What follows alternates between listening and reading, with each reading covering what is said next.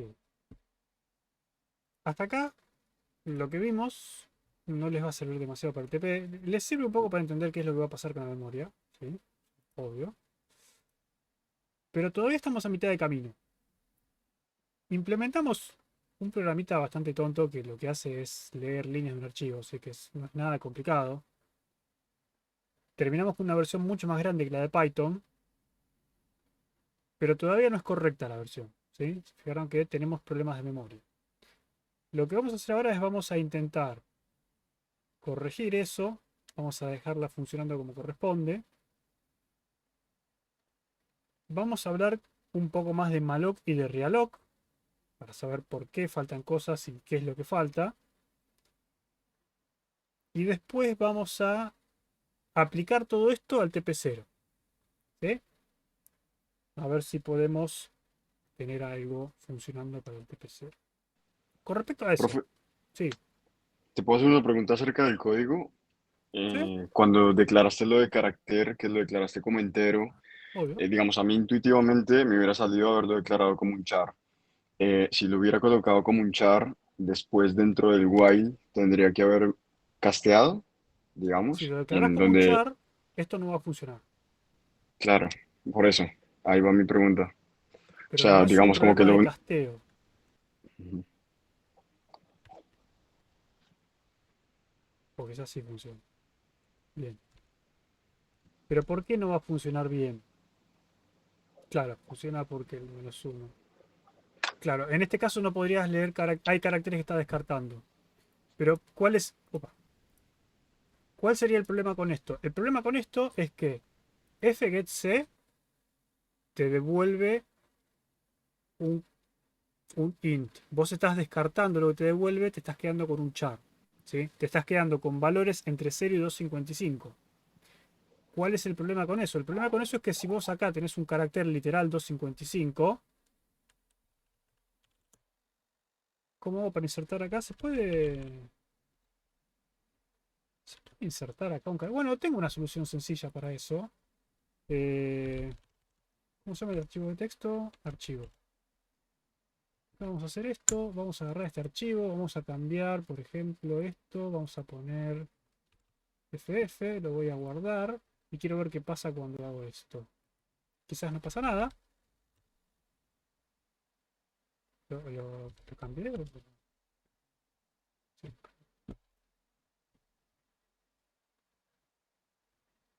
Bueno, algo raro pasó igualmente. ¿Qué pasó? No sé. Bueno, Python se muere con eso. Punto para C. ¿Eh?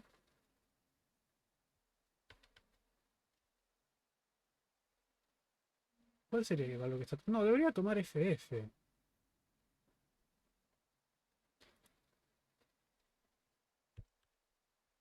Mm, raro. No, leer archivo, leer archivo. Sí. Pero el problema fundamental es que. ¿Yo lo gasté? Sí. El problema es el Ahí te EOF. tiró basura igual, en la última te tiró Sí, sí, basura, sí, ¿no? sí, pero eso es porque yo le metí Ah, basura. El problema es que si esto es un carácter, de hecho esto debería ser unsigned, char, y bueno, claro, ahí está el tema. Claro, claro, justamente era por el -1. Está bien, eso. Claro, justamente acá el que sea con signo hace que el -1 funcione igual. Está bien. Claro, ahí ya no funciona. Claro.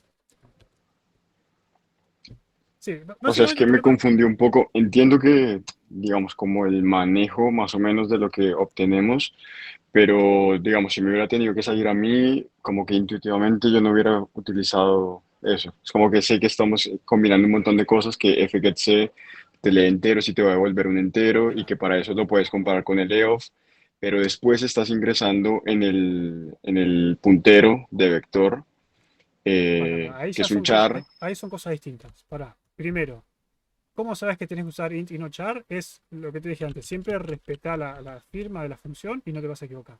fgetC te dice que devuelve un int, usa un int. Claro, tenés que usar un int. Eso Perfecto. primero. ¿Por qué? Porque te lo dice la función. Si vos usas un char, C se va a quejar, no se va a quejar. ¿Por qué? Porque es choto. No se va a quejar. ¿Sí? Te va a dejar. Pero bueno, lo primero, fíjate cuáles son los valores que reciben la función. Fíjate cómo es la función que estás usando. Eso primero. Pero fuera de eso, esta línea no tiene nada que ver. Esta línea Claro, ahí funciona. estás Sí, recibiendo es un puntero a una dirección, sí. que sería el carácter, digamos, que es un No. entero, ¿o no? Vector es un puntero, pero carácter no es un puntero. Es una variable. No es de tipo puntero. Esto tiene un valor. Esto tiene un valor que es Y, una es, dirección de memoria. y ese valor después es, digamos, pasado a carácter porque el puntero es a carácter, ¿no? Claro, eso es lo que hablamos en la semana pasada de los casteos. Si yo sé que el vector es de tipo char, cuando yo quiera escribir a ese puntero, voy a escribir un char, que es un byte. Entonces, yo lo estoy igualando a algo que tiene más de un byte, bueno, se va a quedar con el byte menos significativo. ¿Sí? Se queda con el primer char. Pero eso ya lo hace el compilador solo, ¿no? Esa conversión de tipos. Como les dije, los tipos integrales se autoconvierten solos, no hay problema. Es algo que está implícito. ¿Sí? Pero por eso funciona esto. O sea, es como que carácter es un entero y se queda justo con la parte que necesitamos, digamos, como que hace un casteo implícito y se queda con la parte que necesitamos Carácter es un para... entero de un byte. Int es un entero de 4 bytes. Cuando vos en C igualás enteros entre sí, agrega o saca números según. Por ejemplo, si yo hago esto, como esto tiene 4 bytes y yo quiero uno solo, bueno, agarra un solo byte. ¿Sí? Pero eso funciona entre enteros nada más. Si yo hiciera al revés, si yo dijera, no tiene ningún sentido hacer esto, ¿no? Pero si yo hiciera esto, ¿qué tengo? Tengo un entero de 4 bytes, pero a ese entero de 4 bytes le estoy asignando un entero de un byte. ¿Qué hace con los otros 3 bytes? Bueno, los rellena con cero. Pone todo cero. ¿Sí? Pero eso lo hace solo. Funciona así. Está definido así. ¿Sí? Sí, más o menos, en realidad. O sea, es como que me confunde un poco el que estoy llenando para mí un string, pero digamos con los números. Es que un Intento string pensar que sí, está bien que es con ASCII, pero son números, son números. Vos no te preocupes, son números. Llena números. Vos acá tenés. Esto es un string, pero en memoria son números. Es un número atrás de otro. sí, o sea, es como que intento pensar que carácter es el número ASCII de la letra que quiero, Vos no digamos, tenés que de pensar la eso, no H. importa eso. Ok. Digamos, en memoria va a ser un número, no importa si es una letra o lo que sea, es un número. No hay, la conversión no importa. Las conversiones, por ejemplo, lo que hablábamos antes, de, ¿cómo era llamado texto? Acá, cuando el compilador agarre esto, en el final compilado vos no vas a tener comilla L, comilla. Vas a tener el número que corresponde. ¿Sí? La traducción la hace el compilador. Ya está. Digamos, esto es una facilidad para que vos no tengas que acordarte cuál es el número, pero la traducción ya la hace el compilador. Todo lo que maneja la computadora, como les dije la clase pasada, son números. Todos son números. Después la interpretación se la das vos. Cuando vos imprimís esto por pantalla con porcentaje S, le estás diciendo printf, che, printf, interpretá los números que encuentres como si fuesen caracteres ASCII. Y printf lo va a hacer. ¿Sí? Pero lo que va a encontrar son números. ¿Sí?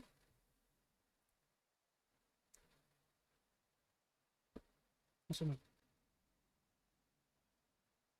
Toda letra es un número, todo número es otro número distinto, al final todo símbolo, todos son números. Porque vos fíjate que en la memoria, yo les dije que en la computadora vos tenés la memoria. Para trabajar, para hacer cosas, el procesador necesita acceder a la memoria, necesita trabajar con cosas en la memoria. Y en la memoria lo que les dije es que en cada celda de memoria pueden almacenar números de 0 a 255.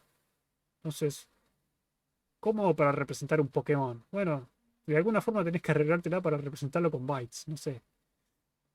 ¿Sí? Los números Sí, sí, funcionan. claro, que era lo que veíamos de hexadecimal y bueno, más o menos lo del tema de binario, pero me hacía ruido lo de que carácter no fuera un char, Es lo digamos. O mismo. sea, como que yo lo hubiera tirado como un char. Pero de nuevo, ahí es porque no estás respetando la función. La función, ¿qué te dice la función? La función te dice... Mira, volvamos acá. No, acá no, acá. Suponete que tenés un byte. ¿Sí? Yo tengo un byte. Este byte puede tomar valores de 0 hasta FF, hasta 255. ¿Sí? Esos son los valores posibles que entran en un byte. ¿Está bien? Sí, No sé. Entonces, vos podés tener ese rango de valores. Desde 0 hasta 255, eso entra en un byte. ¿Sí? Es eso. Ahora, si vos tenés una función que lee de un archivo y te devuelve un byte, vos tenés que devolver un valor de 0 a 255. Tenés un archivo, esta es una gran obra de arte, ¿sí? No necesariamente de texto, ¿sí? Tenés un archivo y lees cosas, seguramente vas a leer un número en este rango, porque son las únicas posibilidades que hay. ¿Sí? De hecho, si yo agarro un archivo cualquiera y hago, por ejemplo, stamp de... no, sí, lo vi, es lo que explicaste la vez pasada, como que la traducción a hexadecimal. Ahí, ¿sí? Esto es lo que está dentro del archivo ejecutable. Son todos numeritos. ¿Está? ¿Ves? 7F, 4.5, son todos numeritos. Entre estos números puede haber cualquier cosa. Puedo tener cualquier posible número. Cualquier número de 0 a 255, de 0 a FF, es completamente válido. Y vos vas a encontrar absolutamente todos. ¿Sí? Entonces, si en un carácter de mi archivo me puedo encontrar cualquier valor, cualquiera, ¿cómo hago yo para saber si lo que me devolvió la función es un carácter que leyó del archivo o si es o significa que en realidad llegó al final del archivo? ¿Cómo lo sé? No puedo. Tendría que reservar algún valor especial para marcar eso, ¿no? Sí, sí, que es el end of file, el EOF. No, no importa el end of file. Importa el concepto de end of file, no el valor. Si yo te Ok. digo, lee algo del archivo y vos me devolvés lo que leíste, ¿qué pasa si no leíste nada? ¿Qué me devolvés? ¿Qué me devolverías si tuvieses que devolver un char?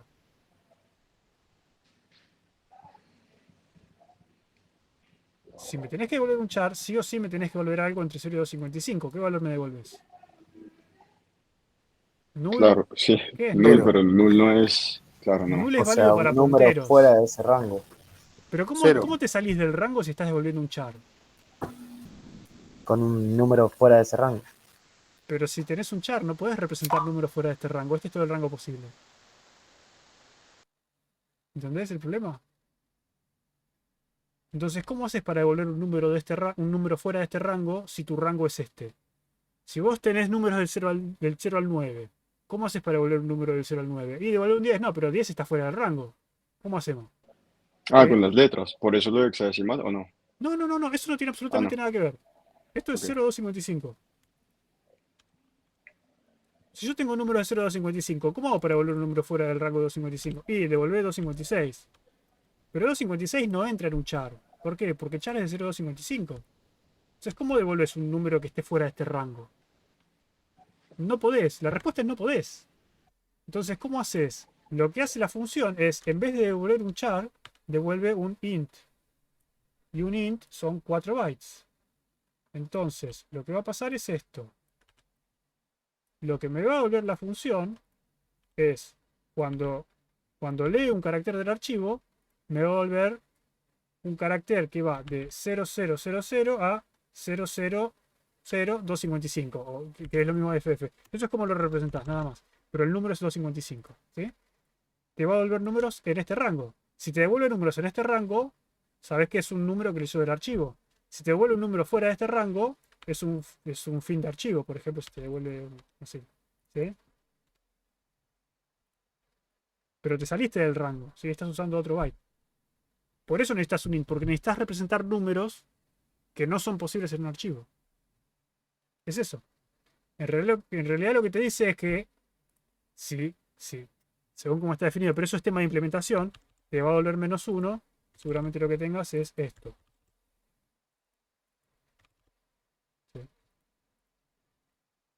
pero digamos, ese es el tema. Por eso usamos un int y no un char. Porque si yo usara un char, no tendría forma de representar cosas que se salgan de un char. Es eso. ¿Sí? Es que no podés y por eso se define como int. Es eso. Si tengo un char, no puedo representar cosas que se sacan del char. ¿Cómo hago para representar que se me acabó el archivo, que tengo que rebobinar la cinta, que tengo que dar vuelta al disco, si estoy leyendo un disco, no sé, un disco invertible, lo que sea? ¿Cómo hago para señalizar distintas cosas más allá de los valores que estoy leyendo? Bueno, necesitas un rango más grande. Agrandar el rango, meter información extra en estos 3 bytes, ¿sí?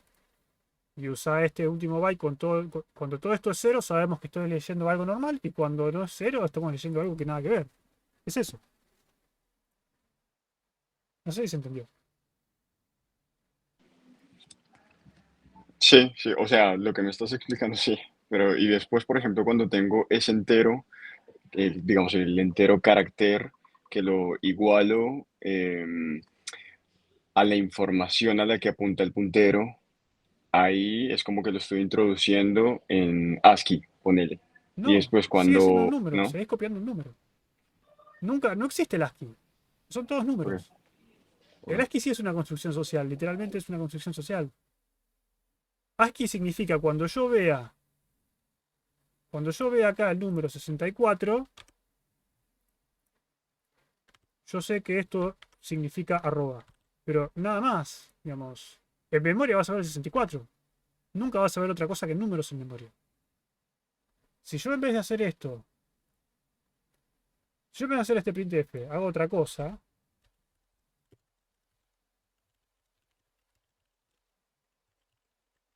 yo hago esto y mi mostrar línea es una función que mostrar línea, que lo que recibe es un char pointer, ¿sí? Eso no está bien, ¿eh? Y recibo una línea. ¿Qué va a pasar? Voy a mostrar esta línea. ¿Cómo la muestro? Bueno, puedo hacer un for. O puedo hacer cosas peores. Estoy tentado, pero no lo voy a hacer. No lo voy a hacer. Por lo menos no ahora. Vamos a hacer un for normal.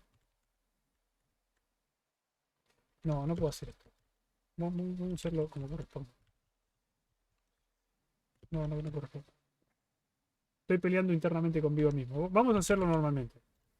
N igual a 0. Lo que quiero hacer es mostrar los caracteres hasta que encuentre el 0. ¿Por qué? Porque dije que el 0 representa el fin del string. Entonces, ¿cómo funciona printf? Va a hacer esto. Va a recorrer esto y va a decir que mientras línea sub n sea distinto de 0, lo que voy a hacer es eh,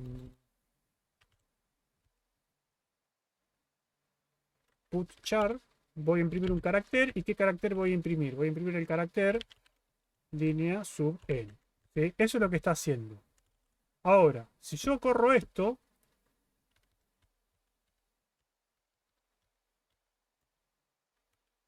bueno, si lo pongo, seguramente no puse el n más, claro, si no avanzo el próximo carácter, nunca voy a avanzar el carácter, me parece que tiene sentido. Ahí está, ¿sí? Bien, imprimió cosas. ¿Por qué faltan los saltos de línea? Porque yo no estoy interpretando los saltos de línea, porque seguramente puse no los estaba tomando, porque básicamente porque no lo puse. Yo antes tenía un printf con un barra n, ¿sí? Acá no tengo eso. No importa, puedo ponerlo así, puedo poner un put char. ¿Qué carácter? Bueno, el carácter salto de línea. Hasta acá todo bien, hasta acá creo que es entendible. Lo único que estoy haciendo es estoy mostrando línea por línea. Carácter por carácter. Ahora, esta función puchar lo que hace es muestra un carácter interpretando el número que encuentra como si fuese de la tabla ASCII. Pero en realidad, estos son números, ¿sí? Entonces, no sé si hay una mejor forma de hacer esto, pero hagámoslo así. Porcentaje. ¿Qué es aquí? Porcentaje i. ¿Sí? Si yo muestro esto, vamos a ponerlo entre paréntesis, simplemente para separarlos. Pero básicamente lo que estoy viendo son números. ¿Sí? Esta es la H, esta es la O, esta es la L, esta es la A. Pero son siempre números. La diferencia es que yo lo interpreto como carácter o no. ¿Sí? Pero son números, no existen los caracteres, las letras. ¿Está bien? Eso es.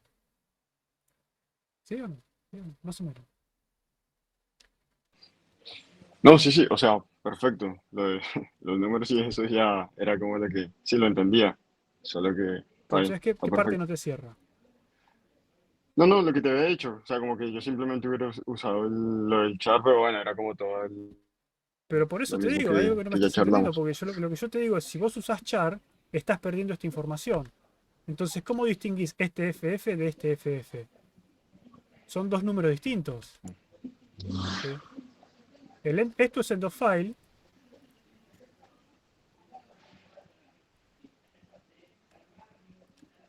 y esto no es end of file. Si vos en vez de usar un int usás un char, ¿cómo No, distinguís más entre vale, o estos sea, dos eso lo pasos? entiendo, perfecto. Y, incluso para, digamos, para correr la implementación que colocaste de fgetc, lo entiendo perfecto porque ponerle como que es la forma en la que tiene que funcionar, pero está bien, no, está bien.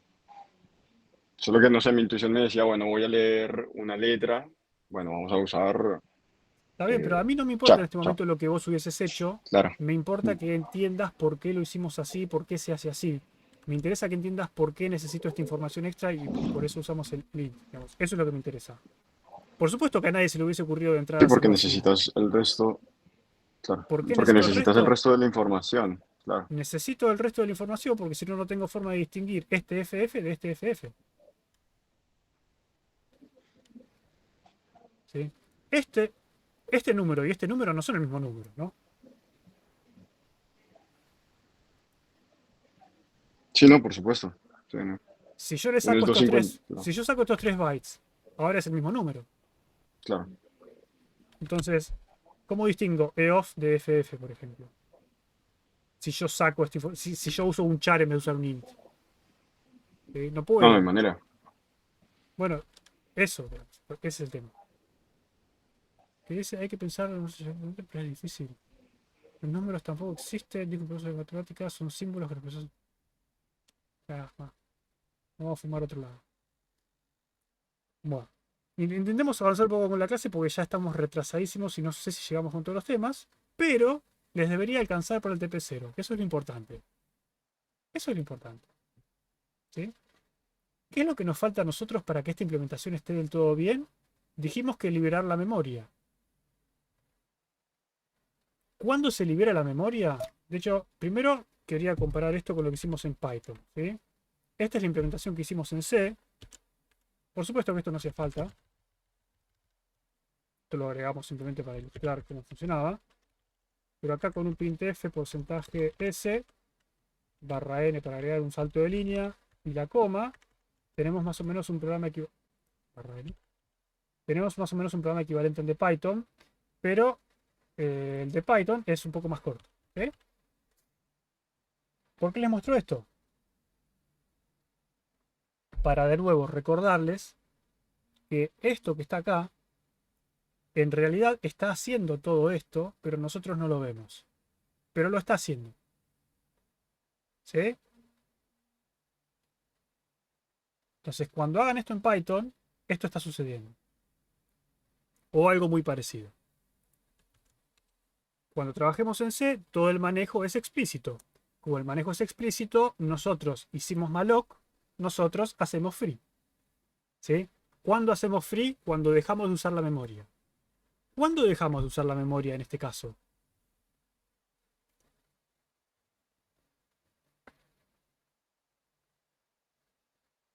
Después de imprimir. Exactamente, yo lo que hago es obtengo la línea, la imprimo y después no hago nada más con esa línea. ¿Sí? Entonces la puedo liberar. Lo que voy a hacer es free de la línea. ¿Sí? Y ya con eso avanzamos un poco más y casi funciona. Yo corro esto con Bygreen. Me va a decir, bueno, ahora perdés un byte en un bloque. La otra es la que dijimos antes. ¿Por qué estoy perdiendo un bloque de memoria? Bueno, de hecho esto es buena oportunidad para ver. Acá Bygreen me dice, mira, si lo corres con este flag, yo te tiro más información. Y por supuesto que nosotros queremos más información, se la vamos a pedir.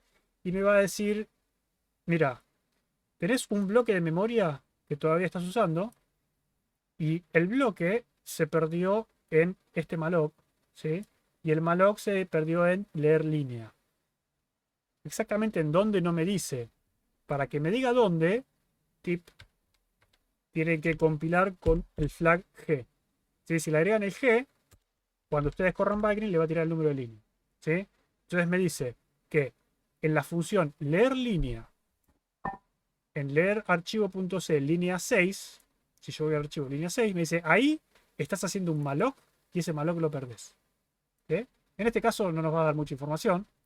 Me va a apuntar al malloc. Me dice, bueno, este malloc de alguna forma lo estás perdiendo. ¿De qué forma lo estoy perdiendo? Bueno, fijémonos. Cuando salgo de la función, yo libero lo que me devuelve. ¿Pero hay más de una forma de salir de la función? Sí, tenemos dos formas de salir de la función. Entonces, cuando yo salgo normalmente, se libera. Pero cuando devuelvo null, este malloc ya lo hice y no lo liberé. Bien, entonces lo que tengo que hacer es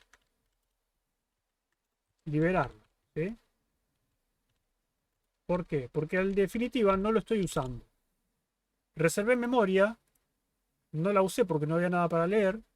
Devuelvo null, pero bueno, como esa memoria ya la reservé, la libero. ¿Está bien?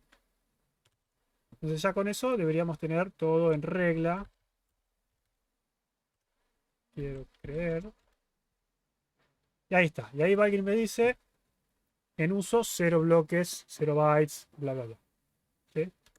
Y ahí ya más o menos tenemos esta parte terminada, excepto que tenemos que tener en cuenta un detalle muy chiquitito que les dije antes, que es que malloc puede fallar. ¿Por qué puede fallar malloc? Motivos. Hay un detalle que no voy a mencionar ahora, pero básicamente, si nosotros pedimos más memoria de la que hay, o si por X motivo el sistema operativo no me puede dar la memoria que yo necesito, me va a devolver null. Entonces, esto significa que si vector es igual a null, no me asignó ningún bloque de memoria. Y por lo tanto, no voy a hacer nada. ¿Sí? ¿Está bien? Esto es lo que les comentaba antes. Cuando ustedes corran esto en su computadora, va a ser muy difícil que esto ocurra, sobre todo si corren en Linux. ¿Sí? Linux nunca te dice que no, a menos que le configures algo. Más allá de eso, más allá de que Linux siempre te dé memoria, nosotros vamos a exigir que la verificación esté. ¿Sí? Siempre. Si no está, va a ir la observación en el TP y va a restar puntos. Y como no te asignó ningún bloque de memoria, no es necesario escribir free, ¿no? No, porque si no tienes ningún bloque, no puedes liberar el bloque que no tenés. Por otro lado, por otro lado, y por suerte, nosotros tranquilamente podemos hacer free de null.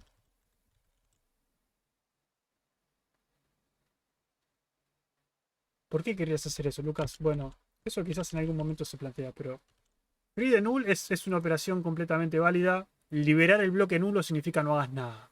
¿Sí? Eso simplemente para que lo tengan en cuenta. Eso funciona bien. No se metió default, no da nada. Si van a buscarlo al manual, en algún lado del manual debería decirlo.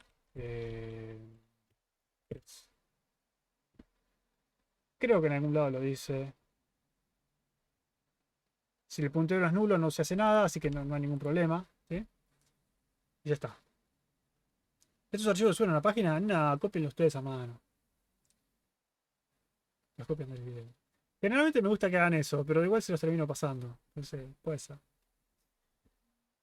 ¿Cómo? Ni cómo ustedes miren el video y tipenlo. Tipeando se aprende más rápido que mirando. Ya mirando lo están mirando. No entendí el free de null. Free de null. A ver. Free de null no es nada. ¿Por qué le digo que free de null funciona? Porque si, por ejemplo, yo quisiera hacer acá. Yo tengo, no sé. ¿Qué situación podríamos imaginar? Podríamos imaginar una situación que tenemos char pointer nombre igual malloc 5 sizeof cha. ¿Sí? Tenemos algo así. Y después voy a decir, si nombre es distinto de null, voy a hacer algo con el nombre. Voy a poner nombre sub 0 igual a L. ¿Sí? Para no hacerlo muy largo. ¿Eh? No sé. Voy a hacer un printf de nombre. Esto debería imprimir la L. Y después voy a hacer free de no. ¿Sí? Entonces, ¿qué pasa acá? Si malloc no falla, puedo usar la memoria, puedo imprimir el nombre y después libero. Si malloc falla, nombre es null y estoy haciendo free de null. Y no hay ningún problema. ¿Sí? Es simplemente para no tener... Si eso no fuese posible, yo debería tener acá la verificación, if nombre distinto de null. Tendría que tener esa verificación. Pero esa verificación no hace falta porque yo puedo hacer free de null. ¿Sí? Es eso nada más, es un tema de practicidad. ¿Sí? Simplemente la observación de que free de null es válido. Bien, sigamos avanzando porque estoy contestando demasiadas preguntas. Ustedes son muy preguntones, está bueno, pero no vamos a llegar, digamos, no vamos a llegar con el TP0 y lo van a tener que hacer ustedes solos y no sé si quieren que lo hagan solos porque, no sé, faltan temas. Pero, ¿qué nos falta? Verificamos que malloc puede fallar, nos va a dar null, listo, verificamos ese caso. Realloc también puede fallar, ¿sí? ¿Qué hace realloc? Alguien creo que me preguntó antes, ¿cómo funciona realloc? Bueno, ¿cómo funciona realloc? Es, yo tengo un bloque de memoria, ¿sí? Tengo este bloque de memoria y yo lo que le voy a pedir al sistema operativo es agrandame el bloque de memoria, ¿sí? Básicamente eso es lo que hace. Ahora, malloc, realloc, lo que te puede dar es decir, bueno, mira, vos tenías este bloque, tenías un byte, ahora querés 2 bytes, bueno, te voy a dar este bloque que sigue empezando en el mismo lugar, pero ahora son 2 bytes, ¿sí? ¿Querés 3 bytes? Vamos a agrandar el bloque en la misma dirección de memoria, ahora podés acceder a 3 bytes, ¿sí? ¿Hasta acá se entiende? Realloc, voy agrandando. Perfecto. Ahora, Profe, perdón, sí, es una pregunta medio boba quizás, pero también puede achicar, ¿no? voy a achicar, sí. Vos le decís Perfecto, el bloque, el tamaño que querés que tenga el bloque y te lo da. genial. Ahora, supongamos que empezamos de nuevo el mismo bloque. Yo le digo agrandámelo, ahora tengo 2 bytes. Le digo agrandámelo, tenés 3 bytes. Ahora digo agrandámelo y cuando el sistema operativo quiera agrandarlo, se va a fijar, che, más adelante ya esta memoria se la asigné a alguien más. No puedo seguir agrandando el bloque. ¿Sí? ¿Por qué? Porque si agrando el bloque un poco más, estaría pisándole la memoria a alguien más. ¿Sí? ¿Se entiende que eso es un problema? Entonces, ¿qué va a hacer el sistema operativo? El sistema operativo va a decir, necesito un bloque de 4 bytes, no entra acá, pero por ejemplo acá adelante entra. Entonces lo que va a hacer es, va a copiar el contenido de estos bloques, los va a pegar acá, va a reservar un byte más y te va a devolver un puntero a este nuevo bloque. ¿Sí? Entonces te va a devolver este puntero. Y esto lo va a liberar. ¿Sí? Entonces, vos seguís teniendo un puntero a un bloque de memoria de tamaño 4, ahora está en otro lugar, no te importa porque todo el contenido que tenías te lo copió. ¿Sí? ¿Lo libera solo? Sí, lo libera solo. Realloc, si vos tenías un bloque, seguís teniendo un bloque. No es necesario ser free. Es parte de la definición de cómo funciona. Realloc te agranda el bloque de memoria. Si lo tiene que mover, lo mueve, pero se encarga él de moverlo. Moverlo significa liberar el otro si es necesario. Eso es más ineficiente que haber pedido el tamaño necesario de entrada. Obviamente que es muy ineficiente esto. Por eso les aclaraba al principio. Abusar mucho del heap y hacer muchos realloc es muy ineficiente. Pero en esta materia les vamos a pedir que lo hagan. Porque es lo que estamos evaluando de alguna forma. ¿Sí? Cómo están usando la memoria. No en todos los TPs, pero por ejemplo, si hacemos una lista con vectores, posiblemente la hagamos así. ¿Puede llegar el caso que el reloj no pueda moverlo? Sí, pero pará, no llegamos ahí. Llegamos hasta acá. ¿Hasta acá se entiende cómo funciona el reloj? Si hasta acá se entiende, van a entender por qué hice esto. Digamos, porque acá cuando hice reloj, lo volví a asignar, ¿sí? ¿Por qué puse esto? Si podría haber no puesto esto. porque en realidad realloc me puede devolver un bloque nuevo. ¿Sí? Me puede mover el bloque de lugar. Entonces yo, para tener siempre la dirección del último bloque válido, tengo que igualarlo. ¿Está bien?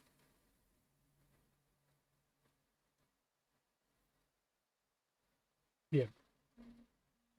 Ahora, esto sería genial si esto es todo. Pero no es todo. Hay una cosa más. Y ahí viene lo que decía Jonathan.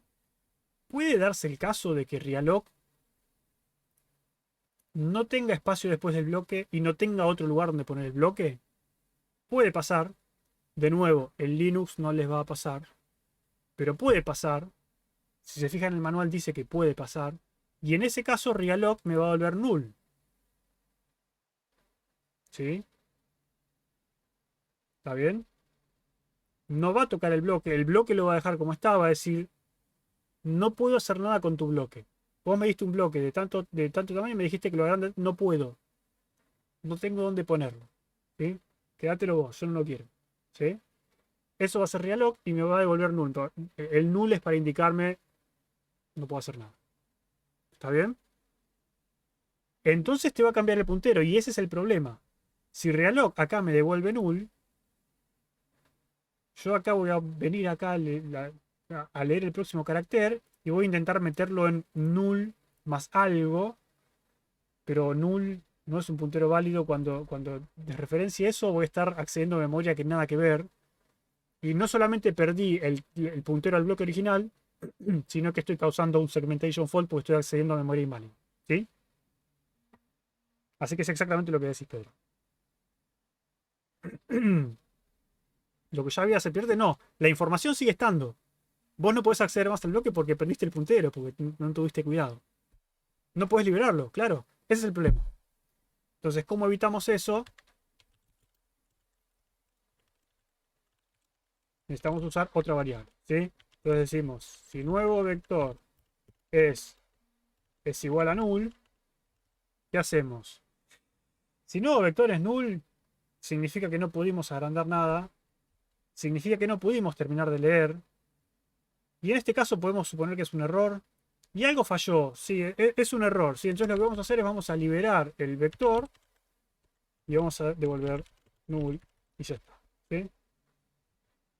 Y en caso de que hayamos tenido éxito, ahora sí decimos, mi nuevo vector va a estar acá, ¿sí? Acceder a la dirección 0 es segmentation fault, sí. Acceder en general, acceder a direcciones fuera del rango que tenemos asignados es un segmentation fault. ¿Está bien? Entonces, esta es la realidad del realloc. Realloc puede fallar. Como realloc puede fallar, tenemos que tener cuidado de que si falla, que no nos pise el puntero original porque si no lo perdemos. ¿Está bien? Perfecto. Perfecto. ¿Habría que liberar nuevo vector? No. ¿Por qué? Si nuevo vector es el bloque que vos querés... A ver, fíjense que lo que tenemos acá es... Acá es donde empiezan a aparecer los diagramitas que hacemos nosotros siempre. Los diagramitas de memoria. Puedo copiar uno de acá. Copiamos esto. Entonces, ¿qué es lo que yo voy a tener? Demasiado grande es esto. Vamos a achicar espacio. ¿Está? Tengo algo en el stack y tengo algo en el heap. ¿Qué tengo en el stack y qué tengo en el heap? Nosotros generalmente los punteros los representamos... ¿Por qué están con fondo blanco? Bueno, no importa. Generalmente los punteros los representamos como cuadraditos con un circulito en el medio. ¿Sí? Porque sí. Entonces yo acá tengo vector. ¿Sí? Tengo vector, hago un malloc. Y malloc lo que me va a devolver es la dirección de memoria de un bloque en el heap. ¿Sí? Entonces cuando hago malloc voy a terminar con esto. Ahora, cuando yo haga realloc, lo que voy a tener es un puntero en el stack que se llama vector nuevo. Voy a hacer realloc. El sistema operativo va a agrandar el bloque porque tenía espacio más adelante. ¿Sí? ¿Sí?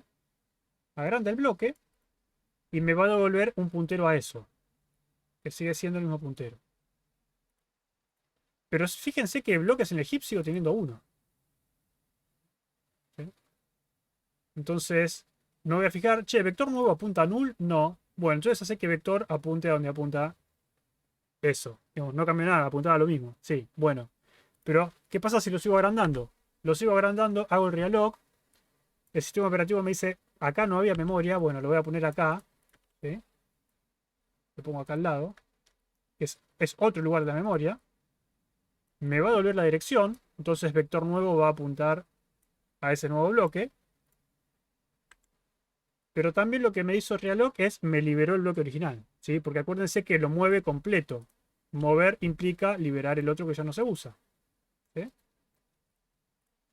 Entonces, como terminamos acá, es que vector nuevo tiene el resultado del bloque nuevo. Yo voy a verificar, che, vector nuevo es null. No. Bueno, entonces voy a hacer que vector apunte al mismo lugar donde apunta vector nuevo. ¿Sí? Pero sigo teniendo un bloque. Yo no puedo, si hago free de esto, estoy haciendo free de lo que apunta. ¿Está bien? No quiero hacer eso. Tanto malloc como free trabajan sobre el heap. Si yo hago free de esto, estoy liberando esto. Y en definitiva, vector me va a quedar apuntando a una zona de memoria a la que no puedo acceder porque ya le hice free. ¿Está bien? Entonces no. Listo. Esto por un lado. Por otro lado, con esto ya podemos empezar y hacer casi todo lo del TP, excepto lo de punteros a funciones, que bueno, quedará para otro día porque ya no hay tiempo. Pero vamos a intentar ver cómo sería trabajar con el TP. Voy a ver Visual Studio Code, que lo tengo por algún lado. Está. Este no es el TP que corresponde. Voy a ver que lo encuentre. ¿Dónde lo tengo? Los dos. Acá, clases. Los dos. Listaza. Acá. No, acá. Listaza. Hacia listas. ¿Para cuándo es el TP? Creo que la entrega es el domingo. Pero igual, recuerden que el TP0 es optativo. El TP0 es para que practiquen los temas de memoria y que practiquen cómo funciona el sistema de entregas. Porque después, para el TP1, si no saben cómo funciona, ya es tarde, van a perder mucho tiempo, van a no poder entregar y se va a destruir el mundo y todo lo demás. Primer tema, TP. Ya lo repasamos, pero ¿sube o mejora la nota? Podríamos llegar a tenerle consideración en la nota del TP1 los que hicieron TP0. No se me había ocurrido, puede ser. Eh, Pero lo primero que quiero comentar es que alguien puso en el Discord que cuando corría el comando make no le compilaba las cosas. Y creo que tiene razón. ¿Sí? Porque yo acá hago make, no compila. Y eso es porque hubo un error cuando subimos el make file. Si quieren que funcione, tienen que cambiar acá donde dice Bygreen por Bygreen Neutron. Y ahí ya les debería funcionar. ¿Sí? Eso simplemente para que sepan.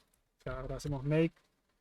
Ahí está. ¿Sí? Ahora falla porque, bueno, no encontró los puntos C. Pero eso es otra cosa.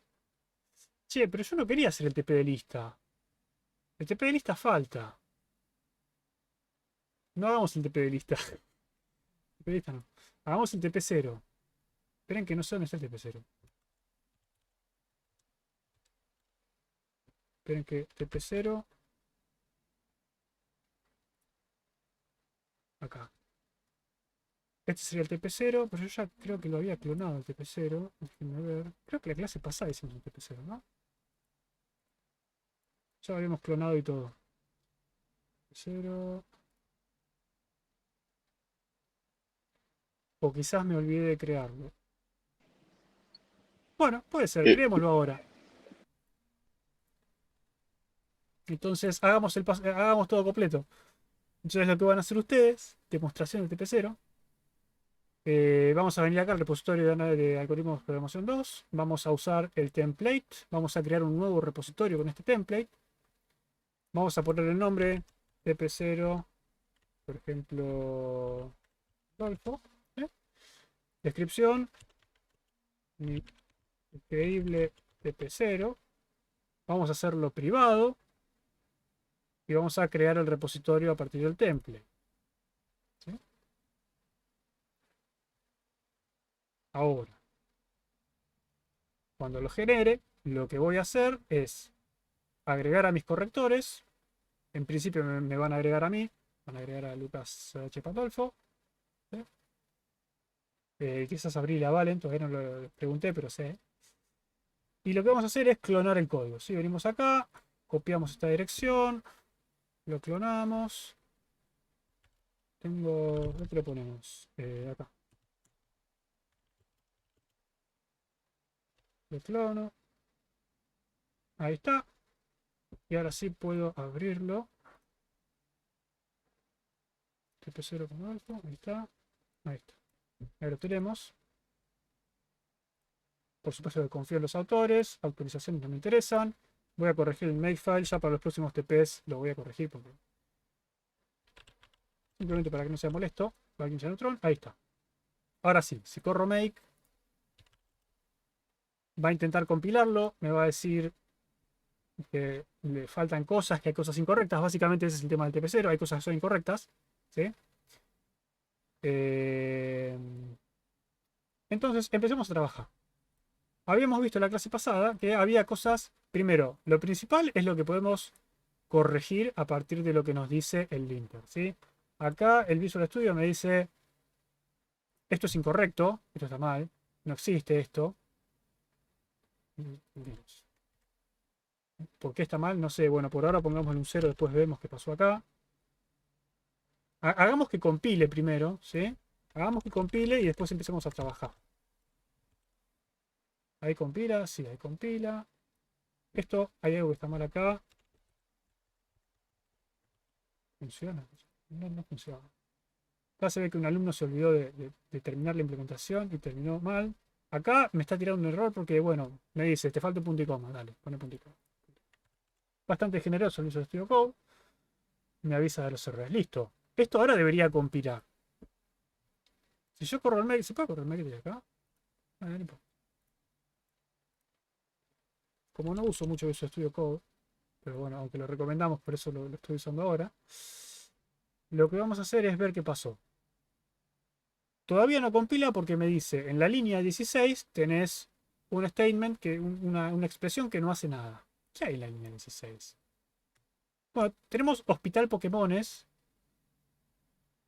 No hace nada. Bueno, saquémoslo. Después nos dice, en la línea 66 hay una conversión inválida. Línea 66, conversión inválida. Estoy devolviendo i es de tipo int y espera un size t. ¿Sí? Eso es lo que le digo en C. Si espera un tipo y le devolves otro, se va a quejar. ¿Qué vamos a hacer? Bueno, por ahora, para que esto compile de nuevo, vamos a hacer 0. ¿Sí? Lo que quiero lograr es que compile. ¿Sí? Compila. Listo. No corre. Pero bueno, compila. Empiezo a correr las pruebas, me dice que esto está mal, que esto está bien, pero tengo errores de memoria. Esto está mal, esto está mal. Acá está probando algo y se trabó, ¿sí? Pero bueno, hasta ahora hice algo. Lo que voy a hacer es... Listo. Acá tengo mi punto de partida. ¿Sí? Lo que voy a hacer es voy a hacer un commit con estos cambios. Voy a venir acá. No sé cómo funciona esto en el Visual Studio Code, pero supongo que puedo hacer algo así como... hago que compile. ¿Sí? Hago que compile. Pongo commit. ¿Querés agregar todos los archivos que cambiaste? Sí.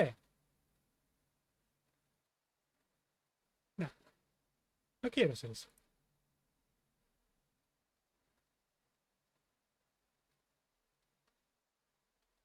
Bueno, si siguen el tutorial de Valen no les va a pasar esto. Pero yo como no lo seguí, sí me va a pasar esto. ¿Puedo no hacerlo? ¿No puedo no hacerlo? ¿Por qué Visual Studio? Bueno, básicamente se me está quejando de que no tengo configurado el nombre de usuario y el mail. Cosa que sinceramente no me interesa. Pero para nada. Pero bueno, me lo pide. Vamos a agarrar el apunte de Valen. Vamos a poner... ¿alguien tiene a mano el... ¿Cómo era? Git config.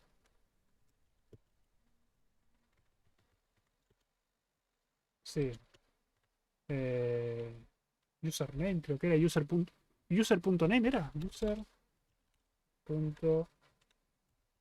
Main Lucas. Sí. User.email. Creo que era así.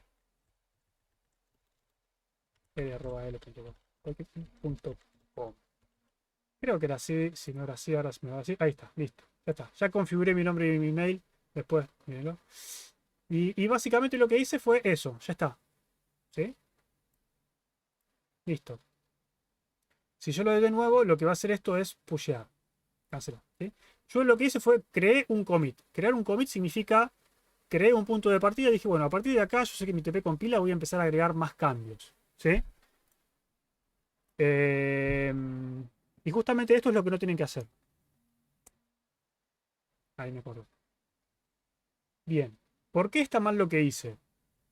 Yo sé que hay gente que no estuvo tan distraída como yo y sabe por qué está mal lo que hice. Trabajaste en main.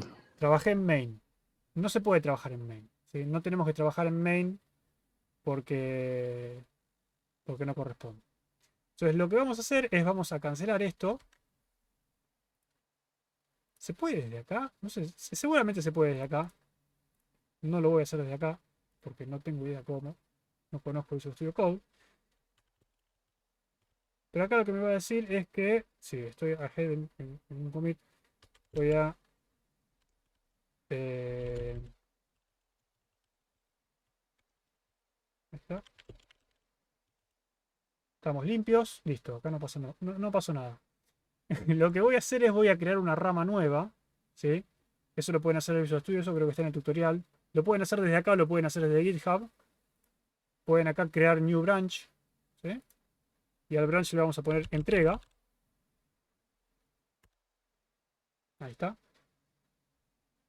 Publish branch lo que va a hacer es avisarle a GitHub que hay un branch nuevo. ¿Sí? Eso lo podemos hacer ahora, después. No. ¿Sí? Y ahora sí, empecemos a trabajar como si no hubiese pasado nada. Podría haber hecho un stash de los cambios, pero no importa. ¿Qué más tenía? Esto que estaba mal.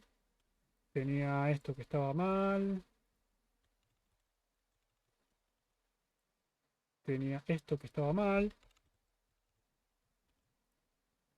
Esto que le faltaba un punto y coma. Y había una función que creo que era esta, que estaba devolviendo algo que no correspondía. Creo que con eso estábamos y además habíamos cambiado el mail. Vale, ahora sí, hagamos de cuenta que no pasó nada. Ahí está. Ahora sí. Entonces ahora sí, lo que podemos hacer es... Yo antes le puse commit directamente sin elegir archivos, ¿sí? Hago que compile. Pero cuando le dan a commit les va a preguntar qué archivos quieren agregar. Yo quiero agregar todos, ¿sí? Y ahí está. Ahora sí. Ok. Va a intentar pushearlo a GitHub. Creo que tengo todo configurado. Debería funcionar bien. Y entonces lo que debería pasar es que lo que me va a decir es, cuando entro a GitHub me va a decir, tu branch entrega tuvo cambios. ¿Sí? Entonces si yo entro al branch entrega, me va a mostrar, mira, recién acabas de subir esto, y me va a mostrar este circulito de color amarillo, significa que está corriendo las pruebas. ¿Sí? Si ustedes van a acciones, van a ver que este commit, hago que compile, está corriendo comprobaciones. Se está fijando si mi TP está bien. Obviamente yo sé que el TP no está bien. Pero bueno, esto va a correr, le va a tirar timeout seguramente porque hay algo que estamos haciendo muy mal. Básicamente no está bien. ¿Sí? Ahora tenemos que hacer que esto funcione. ¿Cómo hago que esto funcione? Bueno, fijémonos. ¿Qué es lo que está fallando? O podremos fijarnos qué es lo que está fallando o qué es lo que tendría que pasar, ¿no? Pero empecemos por el principio. Cuando corren las pruebas, me está diciendo que no se puede crear un hospital con vector de Pokémones nulo. ¿Qué significa eso? Significa que hospital crear, si recibe un vector de Pokémones nulo, no debería crearlo. Y este vector de Pokémones no me estoy fijando si es nulo. Básicamente lo que significa, si el vector de Pokémones, si Pokémones es nulo, no puedo crear el hospital. Si no puedo crear el hospital, devuelvo null. ¿Sí? ¿Se entiende eso?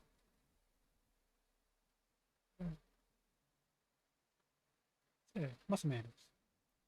Eso es lo que me decía la prueba. Si lo corro de nuevo, ¿funciona eso? A ver. Porque está todo muy grande y no llego a leerlo yo. Pero sí ustedes. Bueno, entonces ahora esa prueba me pasa. ¿Qué son estas pruebas? Bueno, estas pruebas son un programita que está por acá. ¿Sí? Para este TP no hace falta que hagan pruebas porque ya se las damos. Pero para próximos TPs vamos a hablar de qué son las pruebas y por qué las hacemos. Y básicamente si quieren ver qué hace una prueba, no tienen más que venir acá. Fíjense que no se puede crear un hospital con un vector de Pokémon nulo. Lo que hace es intenta crear un hospital con un puntero null, literal. ¿Sí? Entonces tenemos que verificar ese caso. ¿Sí? Si acá me llega un null, no puedo crear el hospital. A ver. Se crea un hospital correctamente. Me dice que la función funciona bien, pero hay errores de memoria. ¿Por qué hay errores de memoria? Bueno, podemos verlo más adelante porque decimos, bueno, está en verde, entonces la pasamos por alto. Y eso no está bien. ¿Sí? Cuando ustedes tengan problemas en las pruebas, para TP futuros, os digo no específicamente para este, cuando ustedes vayan corriendo pruebas y ven que hay un error arriba, intenten solucionar el primer error que aparece. ¿Sí? En este caso, quizás no sea lo más conveniente por un tema de que ustedes todavía no están acostumbrados a trabajar con punteros, pero podemos intentarlo. ¿Sí? Podemos intentar. ¿Qué es lo que me dice? Si yo leo, no sé si llega a leer lo que dice Valgrind, voy a tener que agrandar de nuevo la letra. Acá. Si yo leo lo que me dice Valgrind, Valgrind lo que me dice es que tengo un salto condicional que depende de variables no inicializadas. ¿Dónde lo tengo? Lo tengo en esta línea. ¿Sí? Básicamente, ¿a qué se estaba llamando? A las pruebas de creación y destrucción, línea 26. ¿Qué significa un salto condicional no inicializado? Significa que tengo una condición, un if, por ejemplo, sobre una variable cuyo valor está indeterminado. Entonces, básicamente tenés una variable que no se inicializó. ¿Sí? Es literalmente, se resume a eso. Entonces, lo que debe haber pasado es que seguramente cuando está haciendo esta afirmación en la línea 26, ¿era? ¿Por qué no habré leído? En la línea 26, ¿sí? En la línea 26 me está diciendo que está accediendo a una memoria no inicializada. ¿Cómo es posible eso? Porque en la línea 26 está accediendo a hospital cantidad de entrenadores. Hospital cantidad de entrenadores de hospital, ¿está accediendo bien a los datos? Y acá Abril pone una pregunta de ¿se funciona siempre? Bueno, no funciona siempre esto. ¿Cuándo puede ser que no funcione esto? Pregunta rara, pero...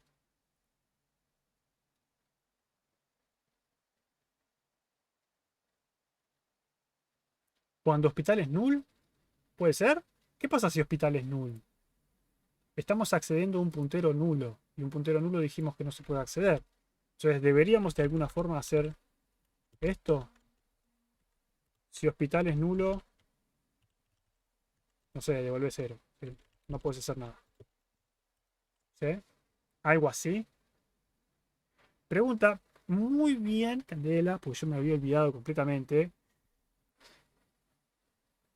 Sí, sí, sí, me había olvidado por completo de esto, perdón. Nosotros hablamos de estructuras, pero no hablemos lo suficiente de estructuras. Yo cuando tengo una estructura en C, por ejemplo, tengo un struct Pokémon, y yo digo que Pokémon tiene una edad, y tiene un int de velocidad. ¿Sí? Tenemos algo así.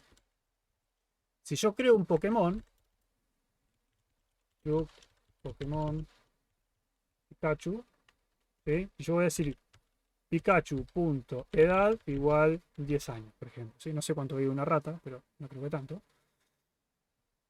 Pero, digamos, esto se entiende que estoy accediendo a la edad dentro de la estructura, ¿no? Eso se entiende, creo. tanto los que vienen de Python como de C. Ahora, si yo tengo un puntero a Pokémon, y este puntero digo que es ampersand Pikachu, ¿sí? ¿Se acuerdan que esto significaba que, bueno, esto es un puntero Pikachu? ¿Sí? El ampersand significaba dame la dirección de memoria, entonces esta variable, este puntero en el stack está apuntando a esta variable en el stack. ¿Sí? Si yo quiero acceder a la edad del Pikachu usando el puntero, lo que debería hacer es asterisco p Pikachu punto edad, ¿no? ¿Por qué? Porque esto es un puntero. Si yo quiero acceder al puntero, tengo que poner asterisco. Si accedo a este puntero es de tipo Pokémon, entonces cuando le pongo el asterisco me quedo con un Pokémon. El Pokémon tiene el campo de edad, accedo al campo de edad. ¿Sí? Hasta acá puede ser un poco confuso, pero quizás no tanto. Quizás, no sé. Digamos, es así la sintaxis, es como funciona. Como esto es algo que se hace muy seguido, hubo una persona muy inteligente que dijo, bueno, inventemos una sintaxis especial para esto. Entonces, si p Pikachu es un puntero, en vez de poner asterisco y después un punto, le puedo poner una flecha. Y es lo mismo. ¿Sí? Básicamente eso significa la flecha. Significa que p Pikachu es un puntero a una estructura. O un puntero a un tipo estructurado. ¿Sí? Entonces, en este caso, cuando ustedes tengan hospital, flechita, cantidad de entrenadores, significa que hospital es un puntero y cantidad de entrenadores es un campo dentro de esa estructura. ¿Sí? Miremos si con esto se soluciona el problema, porque no siempre va a ser el caso. Sobre todo cuando trabajemos con... Uy, yo no me di cuenta que es tardísimo, pero bueno. Intentemos rápidamente ver qué pasó. Esto es lo que les quería mostrar. No siempre que nosotros arreglemos lo que aparentemente es el problema, se nos va a solucionar el problema. ¿Sí? Porque quizás el problema estaba en otro lado. Cuando trabajen con memoria o con punteros, les va a pasar mucho esto y por ahí se van a volver locos para encontrar dónde está el problema. ¿Sí? No les voy a tirar muchos spoilers, búsquenlo ustedes, pero intentemos hacer, por ejemplo, que los parámetros nulos del iterador funcionen bien. Intentemos ver cuáles fueron las cosas que comentamos. Esto lo comentamos. Esto lo comentamos, ¿sí? ¿Por qué? Porque cantidad de Pokémones no era correcto. Seguramente esto tiene otro nombre. Eso se llama cantidad Pokémon. ¿Sí? Bien. ¿Qué más comentamos? Comentamos esto. Igualmente, si lo descomento no va a funcionar. ¿Pero por qué? Porque yo estoy devolviendo un size_t y en realidad tengo un int. ¿Cómo lo soluciono? Bueno, hace que esto sea un size_t. ¿Sí? Si tenés un size_t y devolvés un size_t, no hay problema. ¿Qué más? Bueno, acá falta implementar cosas.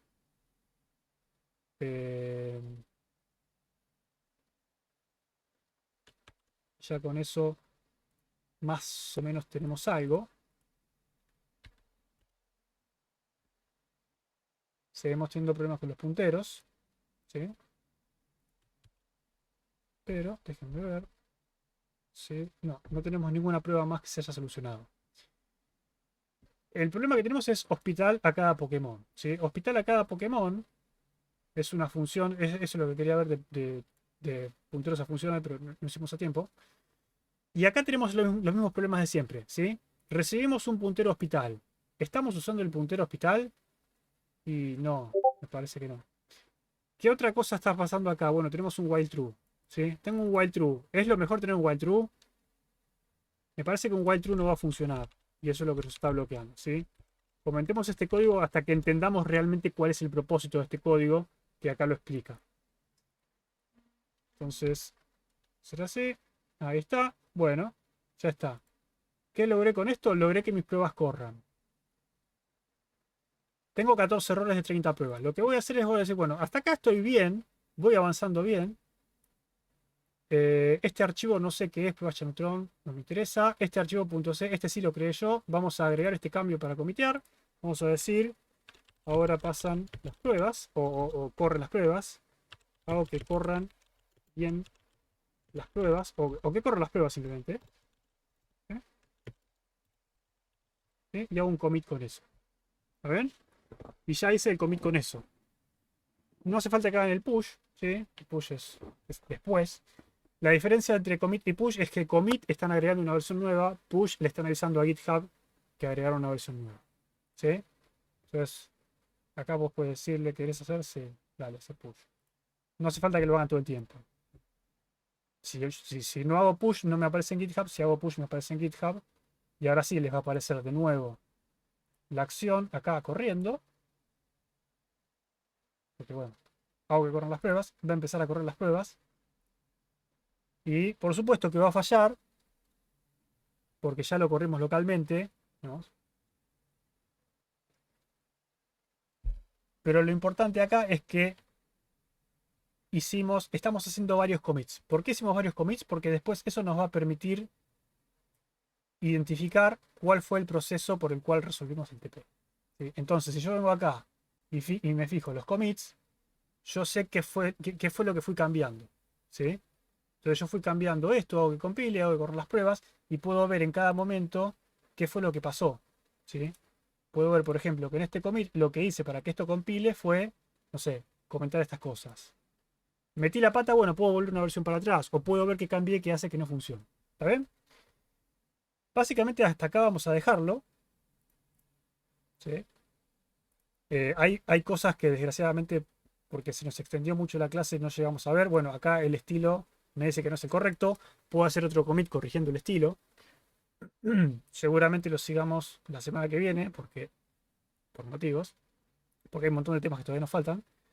Pero pueden pedir ayuda por Discord, ¿sí?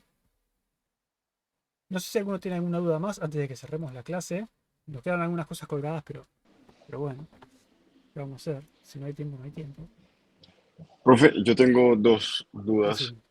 Una con respecto a lo del estilo, que habías Sí, dicho que capaz si podrías explicarlo, porque no me quedó tan claro, o sea, es como que en Discord preguntaron y dijeron que podíamos, bueno, acceder a lo de Clang Format, sí. pero no sé, como que en Home colocamos Clang Format y ahí ya como que queda instalado, ¿o cómo Es es? literalmente eso. Clang Format es una herramienta que tenés que instalar vos.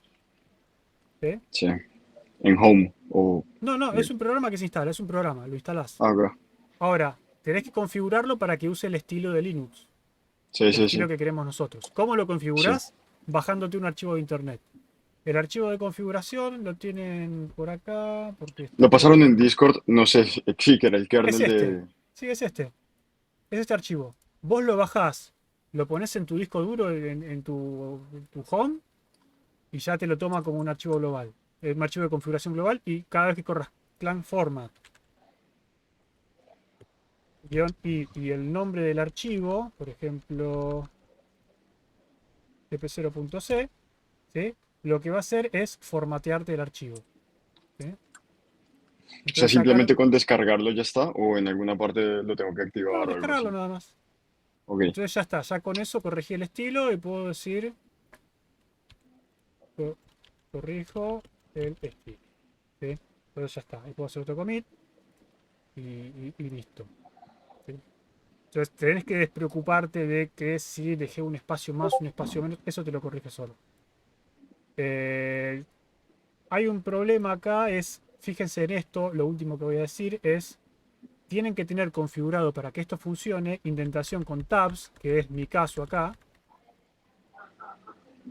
pero para que esto visualmente se les corresponda con lo que es, tienen que poner acá tab size 8, ¿sí? Intentar usando tabs y tamaño 8. Si no le ponen 8, igual va a funcionar, pero por motivos que se escapan en la clase, ¿sí? Ya nos escapamos mucho de la clase. Pero si quieren configurarlo tal cual tiene que ser, pongan acá que indente con tabs de tamaño 8. ¿Sí? ¿Alguna duda más? Cerramos, se sortea. Vos me dijiste que tenías dos dudas, ¿o no? Sí, la otra, no sé, en ninguna parte vi el main y como que se me hizo raro el por qué estaba corriendo. Es que sí hay main. El main está acá.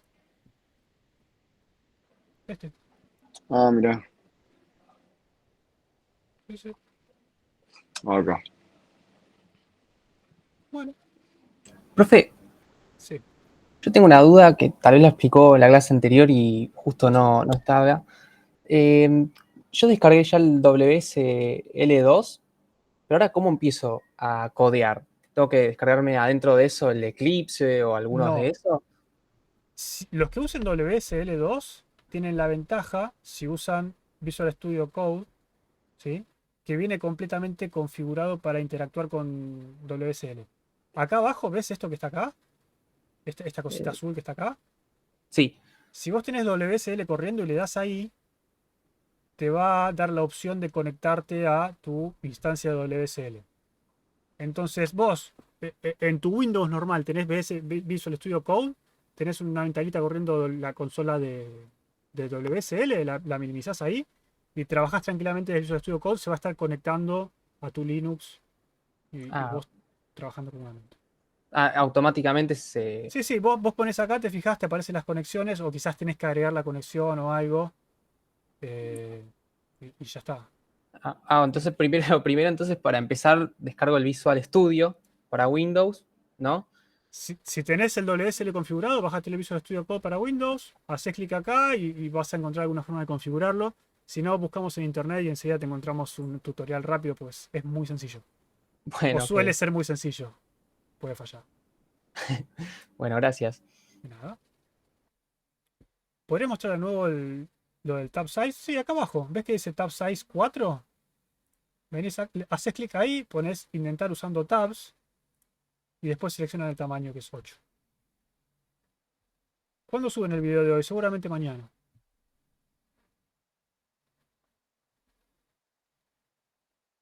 Lucas, después cuando termines de grabar una consulta administrativa, ¿te puedo hacer? Bueno, Gracias. de nada. Igual ya podemos terminar de grabar.